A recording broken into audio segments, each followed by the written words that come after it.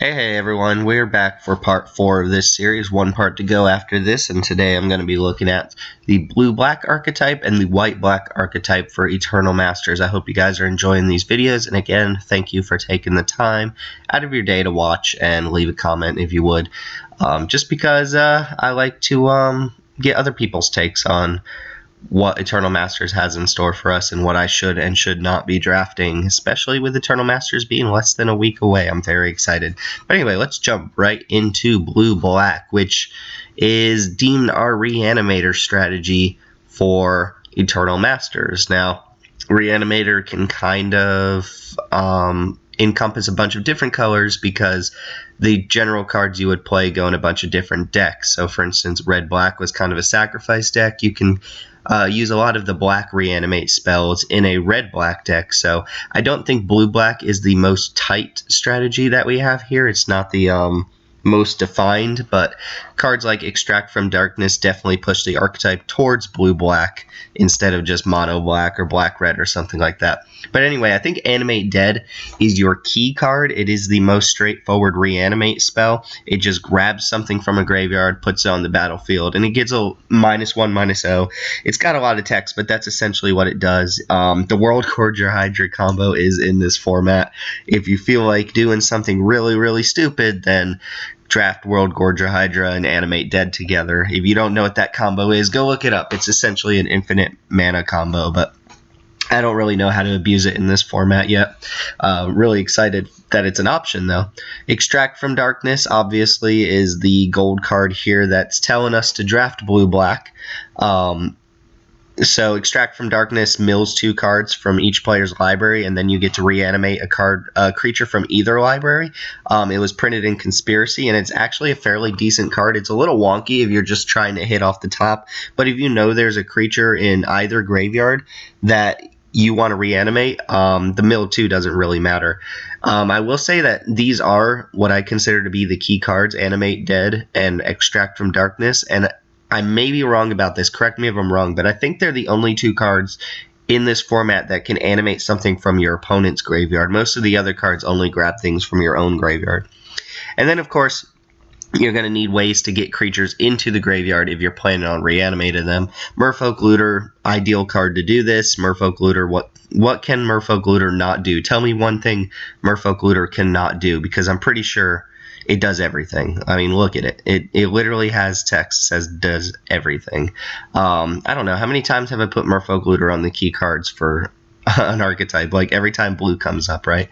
But anyway, take reanimate spells, take big creatures, take things that get creatures into the graveyard. Pretty straightforward. If you've ever played any sort of reanimation deck, you know how this works.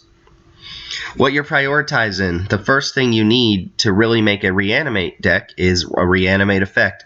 Regrowth effects are pretty abundant in this set, and those are fine too. By regrowth effects, I mean effects that take creatures out of the graveyard and put them back into your hand rather than putting them straight onto the battlefield. Here you have Victimize, which is an absolutely fantastic reanimate spell. It lets you actually get back 2 creatures by sacrificing 1. It is a little bit wonky because sacrificing a creature is not a cost of activating the card. So if your opponent can interact with the creature you plan on sacrificing,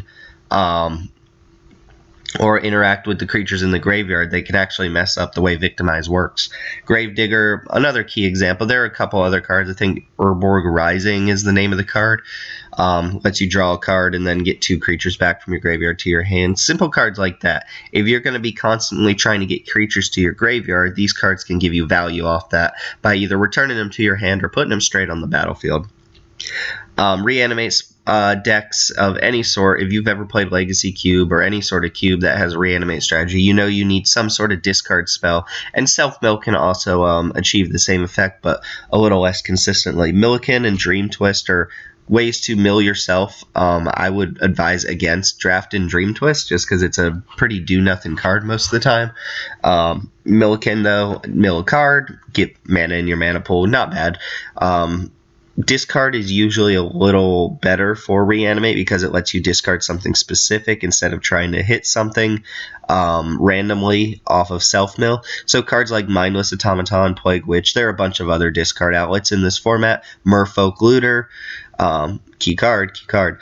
They let you send your big fatty to the graveyard, and then you can use your reanimation effect of choice to get that big fatty out on the battlefield. Reanimate is all about cheating big creatures onto the battlefield and overwhelming your opponent with them. And the earlier you can do that, the better. So the cheaper and more efficient your discard outlet is, the better it is for this strategy. The rares you're looking for, I will note that I left Baleful Strix off of this list. If you're blue-black, you're likely the only person who wants Baleful Strix in your deck, since it's not really the type of card you usually splash in a different deck. But I left Baleful Strix off because it doesn't actually do anything for our strategy. It's not a mill card, it's not a discard outlet, it's just an efficient blue-black creature that you'll probably take if you're playing this format, but it's not really what you're looking to make the archetype work. Here are your fatties of choice that at rare level I believe are supposed to be Sphinx of the Steelwind and Inkwell Leviathan. I think these cards were included specifically for this strategy, and while these cards are both good on their own, they're very difficult to get out. Sphinx of the Steelwind has some crazy mana requirements, and Inkwell Leviathan costs a whopping 1,000 billion mana, but they often are very difficult to get rid of and can win the games against certain type of decks. With Sphinx having protection from red and green, that locks out 40% of the colors that interact with it, not to mention all the other keyword abilities. I think I counted 18 keyword abilities on it. Inkwell Leviathan has just straight up Shroud and Island Walk, so it wrecks other players.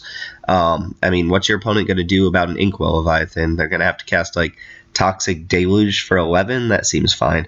But these are your big fatties of choice at rare level. These are the cards that, if I took them very early in a draft, I would be looking to play blue-black because of these cards, because they're easier to cheat out rather than just straight up cast them.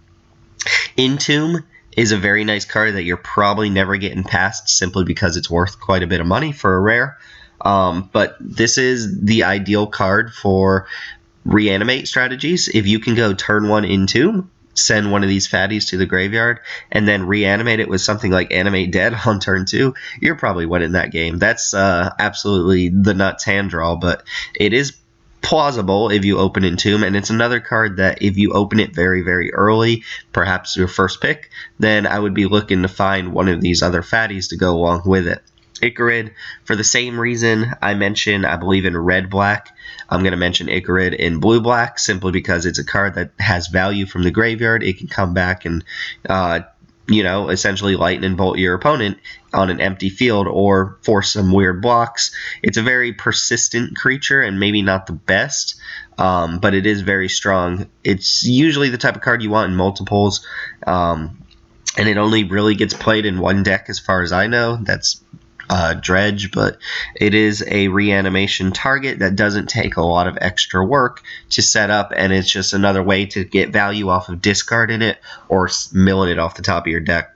If I was playing blue-black, I would most certainly take Icarid over most other cards at the uncommon or common level. Moving on, we get white-black, which the strategy here is to take advantage of enter the battlefield effects and recur them, but as you'll see, I don't think the archetype is very well defined. I think it's there, but I don't think they put a lot of effort into making this a standout archetype.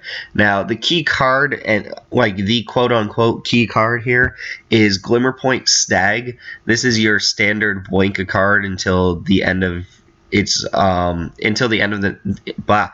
card until the beginning of the next end step type card. It's just a standard blink effect. It is the only real blink effect in the format too. Sadly, we didn't get anything like Flicker Wisp or Restoration Angel or one of the other million cards that blink things. So if you're really looking to play white-black as a strategy rather than just white-black good stuff, Glimmerpoint Stag is the card you want. It is a fairly decent card. Being able to rebuy something like Necrotal is pretty insane. Necrotal being a standout enter the battlefield type card, you want to combine your ETB triggers with cards like Glimmerpoint Stag and just get more value off of the same creatures over and over again. Now, Zealous Persecution seems kind of weird because it's not particularly a blink type effect. It doesn't really work with enter the battlefield effects, but I think it is a absolutely insane white-black card, and I think the creatures that fit in white-black are a little bit on the weaker side, so they might have a lot of trouble dealing with green or big fatty decks. So Zealous Persecution is a overwhelmingly strong card in draft, and I think it could be what pushes white-black over the top. Again, Zealous Persecution, being the cost it is, much like I said for Baleful Strix, is not the type of card you splash in other decks, regardless of how good it is. So if you're a white-black player, you might be rewarded with Zealous Persecutions coming around the table a lot later than they might normally. And like I said, it's not part of the actual strategy of white-black, but it's such a good card that it can push the actual power level of the creatures in white-black way above the top. And I think you should take every Zealous Persecution you see if you're playing this format, and you're in white-black specifically. Now, what you're prioritizing are anything that can kind of imitate a blink effect. I think Glimmerpoint Stag is the only real blink effect in the format. Correct me if I'm wrong on that. Leave a comment if I missed something. But you also have cards like White Mane Lion, which is not exactly a blink, but it can help you rebuy an ETB trigger by sending a specific creature back to your hand at instant speed, and then allowing you to cast that creature again. It's a little bit worse than simply blinking a creature, but it gets the job done just the same, and it's a pretty efficient creature on its own. It blanks removal spells, it helps you save a creature and reuse it. It might as well be a key card now that I think about it, because you're probably looking to actively pick up White Mane Lion if you have a lot of these enter the battlefield triggers. And I mentioned there's a lot of overlap in black, red black, blue black, white black, because reanimate spells are just as good in this archetype as they are in other ones, simply because they grab ETB triggers from the graveyard and put them back on the battlefield. Torn of Souls, not maybe the best animate spell. Again, reanimate dead is probably the best way to get this done efficiently, but you get the point. Any reanimate spell that can grab a creature from the graveyard and just stick it back on the battlefield is going to trigger an ETB effect, so take your choice. Anything you see will fit in here pretty nicely. And then, of course, if you're playing an ETB triggered based deck, you want ETB effects, and there are a good number of them in white and black. Wall of Omens is pretty good. It's got a price tag on it for a reason, and that's just because it blocks and draws a card. It does everything you want to do in the early game, and it's not an embarrassing top deck later in the game either. Phyrexian Gargantua or Phyrexian Rager, or take your pick of creatures that come in and let you draw cards and lose life. There are quite a few ETB triggers in black, there are a couple in white, but anything that gets the job done is going to be good in this sort of deck. Phyrexian Gargantua is actually pretty good, and if you can rebuy it at least once, it probably feels really good. So ETB effects, blink effects, notice quotes around blink, combine them together and you get kind of a value engine. So white-black is looking to get value off of its cards by reusing the same abilities. Recursion is the name of the game here. The rares you're looking at, Duplicant is actually really good in this format if you can reuse it over and over again. Duplicant, for those of you who haven't read it very closely, it's a creature that just comes down and exiles another creature. So it's a removal spell on a stick, and then it, depending on what you exiled with it, Duplicant's power and toughness change, creature type, so on and so forth. It basically turns into the creature that you exiled with it. But if you can blink Duplicant, or you can bounce it back and get another use out of it, you're just using 6 mana to remove a creature and then make a creature on your side of the field. Pretty good effect. It's essentially like a mind control effect, and those are usually pretty good too.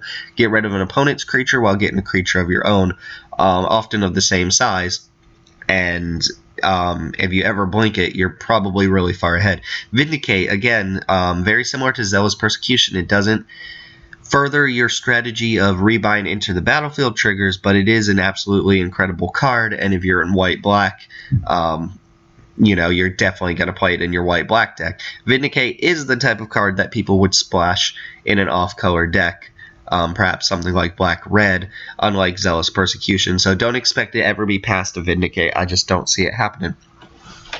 Brago's a little odd because he's white-blue, not white-black, but he is the master of blinking things. He is a rare too, so don't expect to go heavy in the Brago slot. You're just not going to get a lot of them. You're not going to see him too often. He is the type of card that I could see people pass in quite often too, compared to other cards in this format, since he is very narrow. But he fits in this strategy incredibly well. In fact, he's probably a card you're actively looking for, and you would definitely splash blue or just play white-blue or something like that with ETB triggers. Unfortunately, I should say, black is kind of where all of the really, really good, powerful ETB triggers are concentrated. So if you do have a Brago in your pool, I would be looking to play Esper colors to take full advantage of it. For those of you who don't know, because Brago is a conspiracy card, and those who haven't read it, basically if Brago hits an opponent, you get to blink as many non-land permanents as you want. So you can rebuy all of your ETB triggers all at one time. So when I said Glimmerpoint and Stag was the only blink effect in the format, I meant at the uncommon or common level. Brago is a mass blink effect at rare. It only blinks your things, but it does it very, very well, and it's not an embarrassing creature on its own. It is a 2/4 flyer, which is decent. And then finally, Karmic Guide is pretty good here. Karmic Guide is just an altogether good creature. If you've ever played with or against it, you know it's probably very good. And it does have that echo cost on it. So if you wanted to stick around, it's going to cost a lot. But it's basically Reanimator on a stick. You pay 5 mana, you get this 2/2 flying pro black creature, and pro black is relevant a lot. And then you get to just bring a creature from your graveyard back to the battlefield. Karmic Guide is good twofold in this archetype. A, because it brings a creature back and lets you use that ETB trigger on the creature you reanimated, and B, because it's actually good if you blink Karmic Guide in response to its echo trigger somehow.